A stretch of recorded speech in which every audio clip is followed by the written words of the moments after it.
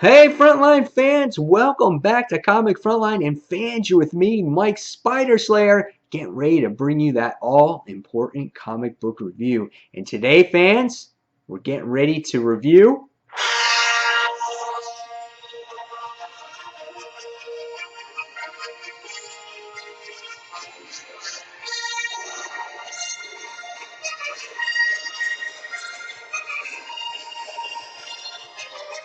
That's right, guys. Star Wars issue number 1 from Marvel Comics. That's right, guys. We've heard about this series a long time, getting ready to come out for Marvel Comics, making its way from Dark Horse. And I was really excited that this series is coming back to Marvel Comics. And man, it's just like a fresh start here. The movie's coming out this year, so it's a huge, huge deal for the franchise here. And this book is written by Jason Aaron, and the artwork is done by Cassidy, I think is the name. Yes, Cassidy. I thought that the artwork in this book was done phenomenally. It's right away. It's playing tribute to Star Wars fans in here because when you open up the book, you got the Scotty Young variant here, but when you open up this book inside, right away it's like you're watching the movie. It opens up to the Star Wars logo, to the theme, and right away, as you're a reader, you're going to sit here and think of the movie because what happens is you get the dialogue that comes across the screen, just like we know from the movie. And then in the opening pages, right away, you get the big, large spaceship that flies in space. So you got empty space, and then you got the spaceship, and then you see the planet going, and so you can visualize it just like the movie. So right away, this book picks up just like a movie. Going back to the artwork here, I thought the artwork was very well done. Here's two facial expressions, for an instance, that were phenomenal. Princess Leia looks just like Princess Leia, again, from the movies that we've all known and grown up to. And here is Han Solo.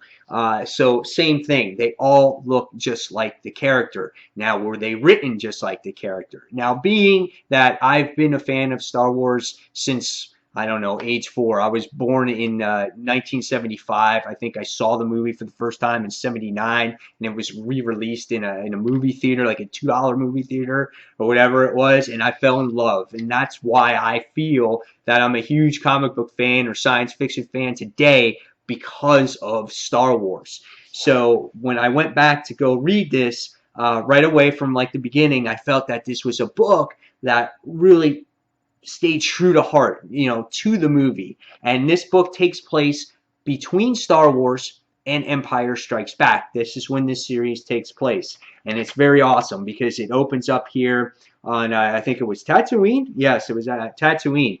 And we get to see an Imperial supply base here that supplies like TIE fighters and all kinds of other equipment. And we can see that the Imperials' resources have been depleted because the Death Star has been destroyed. Okay, so the rebels are kind of on to where their supply base is, and right away the Imperials think they're making a deal with Jabba the Hutt's worker or whatnot, which is supposedly Han Solo, and his two bodyguards here wind up becoming Luke and Leia. But obviously, the general here has no idea what's going on, and it winds up being this whole like ploy to destroy this supply base. But the dialogue was really awesome here. Han Solo plays it up. He's like, "Yeah, I'm the best. Get best guy out here," and then the robot points him out. He's like, "This is Han Solo. He's just a regular space pirate and a smuggler, and he has a bounty for $50,000 on his head." And it's just like, okay, well, where'd you hear that from? That's not entirely true. So just like Han Solo, he's very overconfident. He's very humorous, and when you read the character in the comic book, it sounds like just like Harrison Ford in here, and that's what I picture when I'm actually reading this comic book.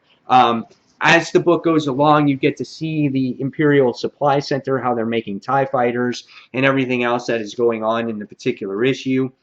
And then Han gives himself up. He realizes that it's time to sit there, and he feels that something's not right. And so what happens is R2 actually sits there and spills everything on the floor on purpose. And then there's this whole battle between stormtroopers and whatnot. And so there's lots of action here. And there's funny dialogue between Han Solo and C-3PO with the Millennium Falcon and whatnot in here. And it was really, really well done. Han Solo starts hearing voices from Obi-Wan Kenobi, and he finds out that, he finds that there's slaves in here, and he's still kind of training to be a Jedi, and he's not aware of all his powers. And it kind of plays true to the whole Star Wars theme. Luke winds up cutting off an arm off of one of the guards' hands and whatnot. So again, it plays tribute to all these things that we've seen over the years from these Star Wars movies. Great splash page here. So very, very well done on Jason Aaron's part and the team on Star Wars. And they had to, I guess, talk with the negotiator here about payment to Han Solo about bringing the supplies to the supply center. And the person that they were supposed to negotiate with before this whole battle went down was actually Darth Vader. So Darth Vader winds up showing up, and he comes from his Imperial shuttle, and he sees all these stormtroopers in here, and they're just like, holy shit, it's Darth Vader. And it's like, Chewbacca, take the shot, because Chewbacca was up top. He was being a sniper, and right away you see some Darth Vader action in this issue, and he winds up busting out the lightsaber, and he winds up sacrificing his own stormtroopers, and because he doesn't care, they're just disposable. And it was just awesome to see, Darth Vader in the issue. It was so much fun reading this book. And then one of the great things in here is, as our heroes are trying to escape, or they're trying to find a way out, they wind up coming to a part of the supply center where they come to Imperial walkers. So as a Star Wars fan, again, you got to sit here and be like, holy crap, Imperial walkers, man. Imperial walkers from Empire Strikes Back. That's when we were first introduced to them, and they show them here. I mean, they're just releasing everything in this issue, and I was just like, man, this is so great.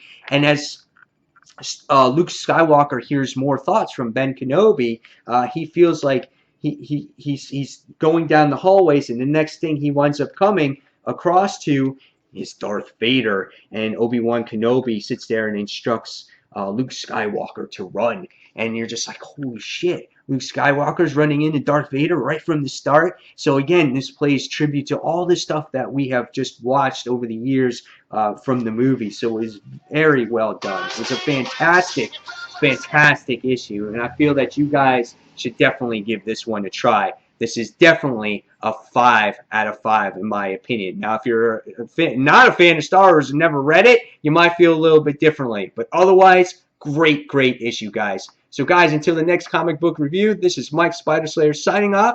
And thanks for watching Comic Frontline, everybody. Take care, fans. See you soon. Bye.